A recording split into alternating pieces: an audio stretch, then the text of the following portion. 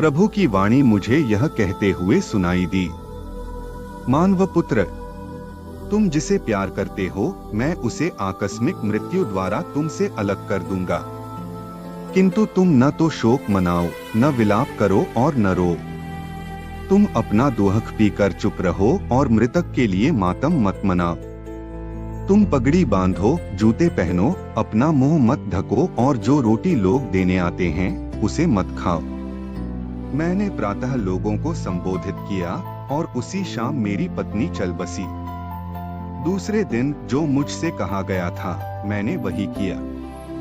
लोगों ने मुझसे कहा, हमें बताइए कि हमारे लिए आपके आचरण का क्या अर्थ है। मैंने उत्तर दिया, प्रभु ने मुझसे यह कहा, इस्राएलियों से कहो, यह प्रभु ईश्वर की वाणी है, मैं अपने मंदिर को अपवित्र कर दूंगा जो तुम्हारे घमंड का कारण है। वह तुम्हारी आंखों की ज्योति और तुम्हारी आत्माओं को प्रिय है। तुम्हारे पुत्र पुत्रियां जिन्हें तुम छोड़ गए हो तलवार के घाट उतार दिए जाएंगे। तब तुम लोगों को वही करना होगा जो मैंने किया।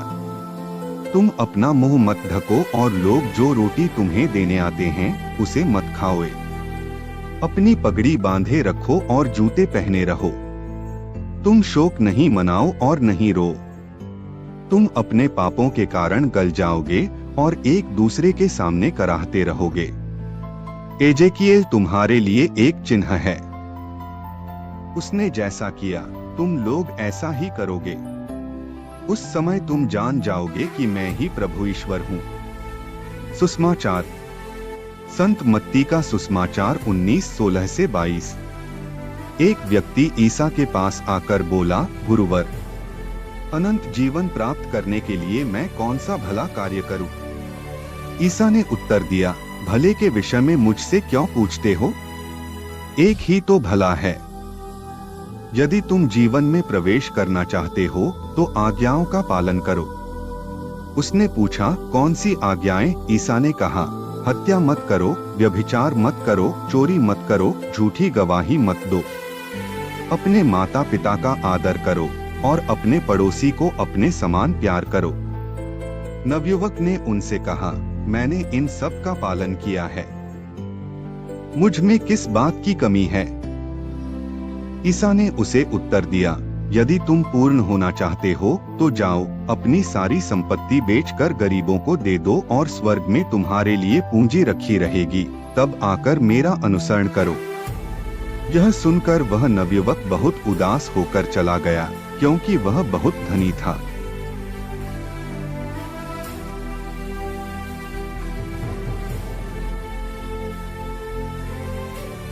मनन चिंतन प्रतिचर्म। आज के सुसमाचार में हमारे पास एक अमीर युवक है जो बहुत अच्छे इरादे से यीशु के पास आ रहा है। वह अनंत जीवन की तलाश में आता है। वह आज्ञाओं का पालन कर रहा था। जैसे जैसे हम सुसमाचार पढ़ते हैं हमें यह आभास होता है कि यह अमीर युवक एक असाधारण व्यक्ति है, लेकिन उनका असली चरित्र अंतिम श्लोक में ही प्रकट होता है। जब यीशु ने उसे अपनी सारी संपत्ति बेचकर गरीबों को देने की चुनौती दी, वह ऐसा करने को तैयार नहीं था और दुखी होकर वापस चला गया। यह उस चीज के एंटी क्लाइमेक्स की तरह है जिसकी शुरुआत तो अच्छी हुई लेकिन अंत गलत हुआ। कुछ चीजें हैं जो इस युवक के साथ गलत हुई। अनंत जीवन पाने के लिए मुझे क्या करना चाहिए? वह अनंत जीवन की तलाश में उत्साह के साथ प्रभु के पास आया, लेकिन दुखी होकर चला गया। अनंत काल केवल उत्साह से नहीं बल्कि मसीह और उनके मूल्यों के प्रति हमारे भावुक प्रेम से प्राप्त होता है। उन्हें गरीबों से प्यार नहीं था, ये सब मैंने रखा है। वह नैतिक रूप से अच्छा था। उसका दावा है कि वह आज्ञाओं का पालन कर रहा था। निश्चित रूप से उसने दूसरों के साथ कोई बुरा नहीं किया था, हत्या या व्यभिचार, चोरी या झूठ बोलना, लेकिन जो कमी थी वह थी दूसरों का भला करना, गरीबों की मदद करना। जब हमारे पास बहुत कुछ है तो हम उन लोगों के साथ साझा करने के लिए बाध्य हैं जिनके पास नहीं है। मुझ में अब भी क्या कमी है। उनके पास और अधिक करने के अच्छे इरादे थे, लेकिन उनकी कीमत चुकाने की कोई इच्छा नहीं थी। केवल अच्छे इरादे ही पर्याप्त नहीं हैं। उन्हें पूरा करने के लिए हमें बलिदान देने के लिए तैयार रहना चाहिए। वह अपनी संपत्ति बेचने को तैयार नहीं था। अपने पास जो कुछ भी है उसे बेच दो। स्वर्ग में खजाना पाने के लिए उसे पृथ्वी पर अपना खजाना छोड़ने की शर्त रखी गई थी। वह इस चुनौती को स्वीकार करने में असफल रहा क्योंकि उसके पास बहुत अधिक संपत्ति थी। सांसारिक संपत्ति को अपने पास रखना गलत नहीं है, लेकिन उन पर कब्जा करना निश्चित रूप से गलत है। वह आदमी उम्र में छोटा था और भौतिक रूप से समृद्ध था, लेकिन ईश्वर के शब्दों का पालन करने का उसका कोई दृढ़ संकल्प नहीं था। कोई कितना भी अमीर, स्वस्थ, प्रतिभाशाली, सुंदर, सफल और बुद्धिमान क्यों न हो, लेकिन अगर उसमें ईसा मसीह और उनकी शिक्षाओं का पालन करने का दृढ़ संकल्प नहीं है, तो बाकी सब बेकार है। ऐसा नहीं है कि धन अपने आप में गलत है, बल्कि उसके प्रति लगाव गलत है।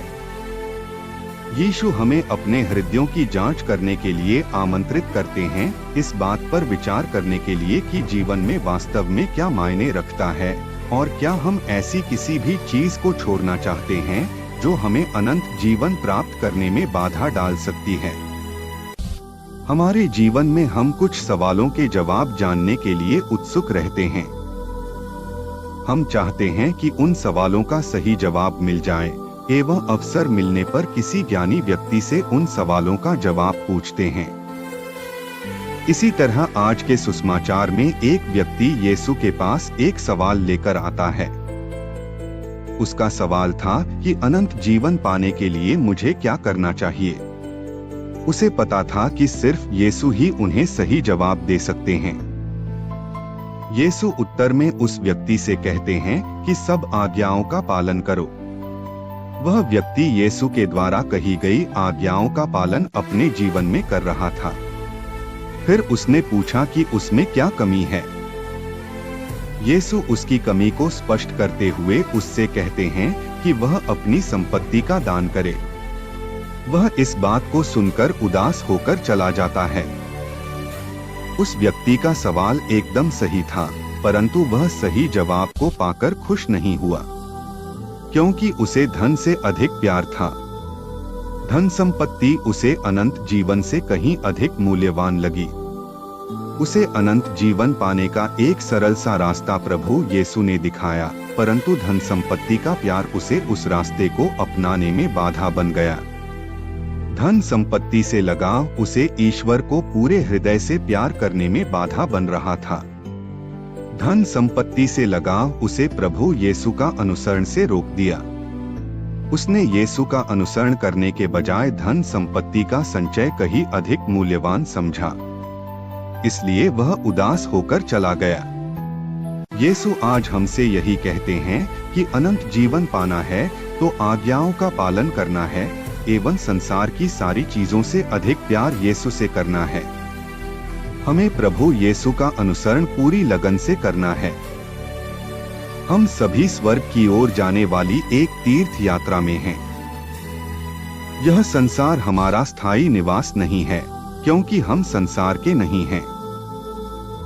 हमें ईश्वर ने भेजा है और स्वर्ग को हमारी अंतिम मंजिल के रूप में दिया है, और उस मंजिल को पाने के लिए हमें अनेक पथ प्रदर्शक संकेतक दिए हैं। ये संकेतक हमें बताते हैं कि हमें किस दिशा में आगे बढ़ना है और हम अपनी मंजिल से कितना दूर हैं। जो व्यक्ति इन संकेतकों के अनुसार चलता है वह सफलतापूर्वक अपने गंतव्य तक पहुंच जाता है। ये पथ प्रदर्शक संकेतक हमारे लिए प्रभु की आज्ञाएं और नियम हैं। जो उन पर चलता है वह सही मार्ग पर आगे बढ़ता है और फल फूलता है। स्त्रोत 1:03। लेकिन जो उनके विरुद्ध जाता है वह ईश्वर के क्रोध का भागी और स्वयं के विनाश का भागी बनता है। यही हम आज के पहले पाठ में देखते हैं, जहां लिखा है, तुम अपने पापों के कारण गल जाओगे और एक दूसरे के सामने कराहते रहोगे। एजेकिएल 24:23।